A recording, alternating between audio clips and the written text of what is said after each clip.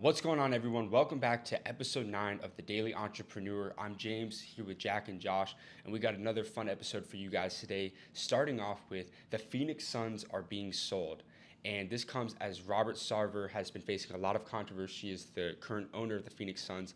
A lot of brand partnerships are not renewing their deals with him due to investigations that have been ongoing. And currently, the 4 people in line to potentially buy the Phoenix Suns are Jeff Bezos, former CEO of Disney, Bob Iger, ex-CEO of Oracle, Larry Ellison, and Laurene Jobs, who's actually the widow to former Apple CEO Steve Jobs. So kind of some heavy hitters that could potentially buy the Suns. And I'm sure that there are some other people that could potentially get into that conversation. But man, I mean, if I had Jeff Bezos money, I'm probably looking to buy a basketball or a football team. You know what I mean?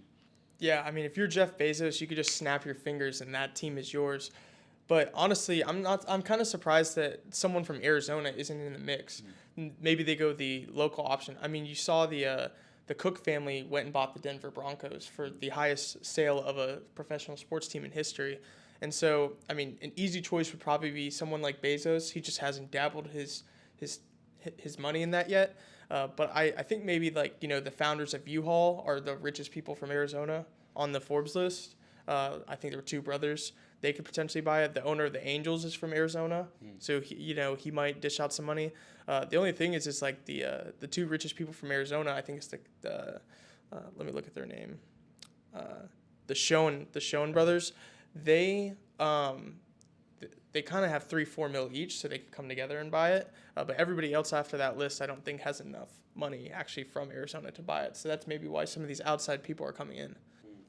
Yeah, my only reason why I feel like Jeff Bezos wouldn't buy that team is because I feel like he's putting so much money into the Washington D.C. area. I think Amazon's moving their HQ to the D.C. area as well. So I feel like if anything, maybe he invests into a D.C. team.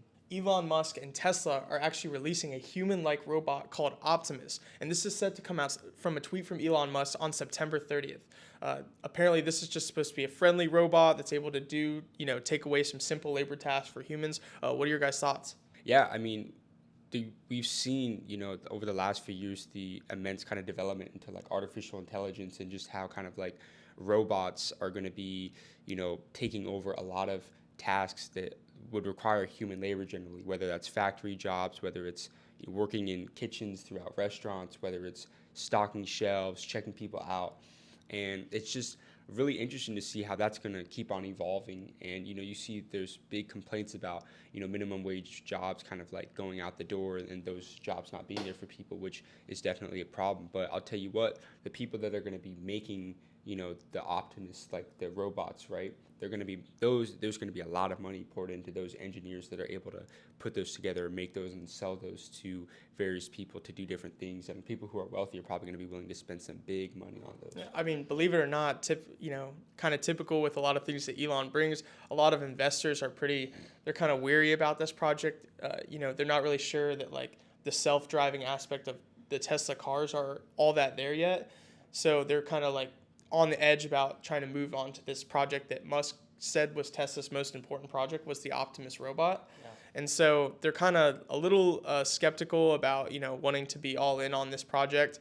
But honestly, from what we've seen Elon be able to do, there's no reason not to essentially trust him with this yet.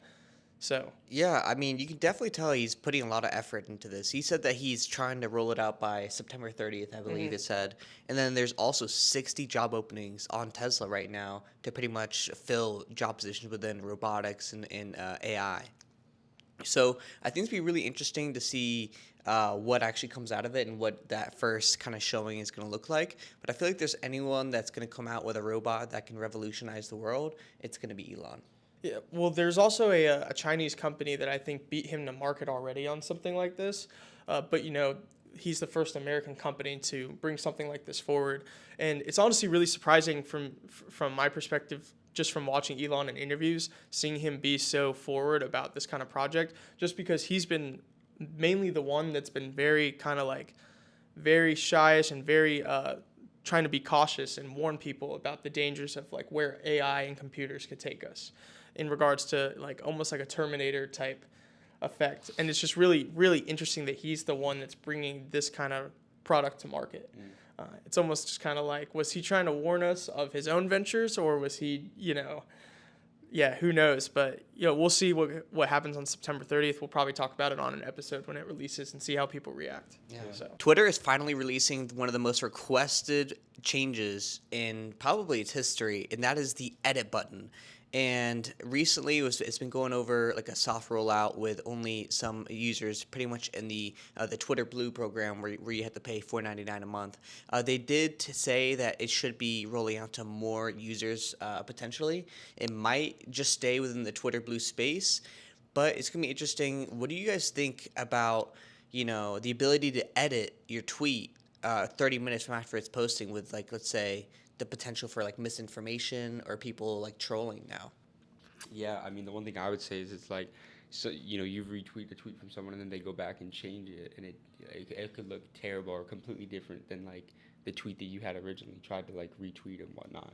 So I actually have a solution for that. So how like Web3 and blockchain is coming out, pretty much it's kind of like a digital ledger for transactions. Well, I think the same thing needs to be applied to the Twitter edit button, to where if you do edit a tweet, you can still go and see the backlog of the original tweet's text.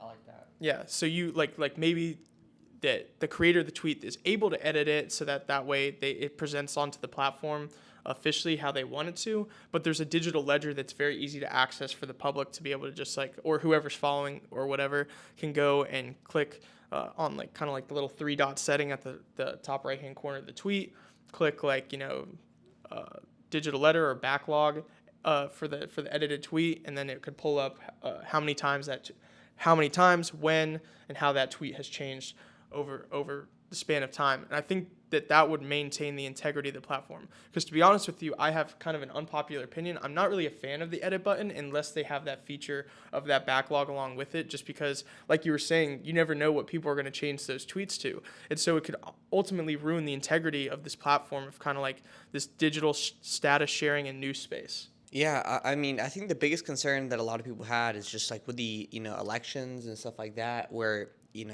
someone like a tweet can just get changed. And I think it's gonna be really interesting. I think that's a really good solution for that, is to have like that backlog and show like the archive of the previous tweets. But I mean, I'm kind of there with you though. Like, is an edit button really even necessary? Like, just double check your tweet before you send it. Yeah, I think a lot of people are just like, the main reason why people want an edit button is because if they make a typo and they send a tweet out, they don't want to have to go delete that tweet and resend it out and kind of wonder like, oh, did people see the tweet that I messed up on? But to be honest with you, I think that even though typos is people's concern, I don't think it's a big enough concern to potentially jeopardize the integrity of the platform if you don't have that digital backlog on it. Thanks so much for watching The Daily Entrepreneur. We'll see you back tomorrow with episode 10. We're doing these every Monday through Friday, and if you enjoyed this video, please remember to like and subscribe. We'll see you then.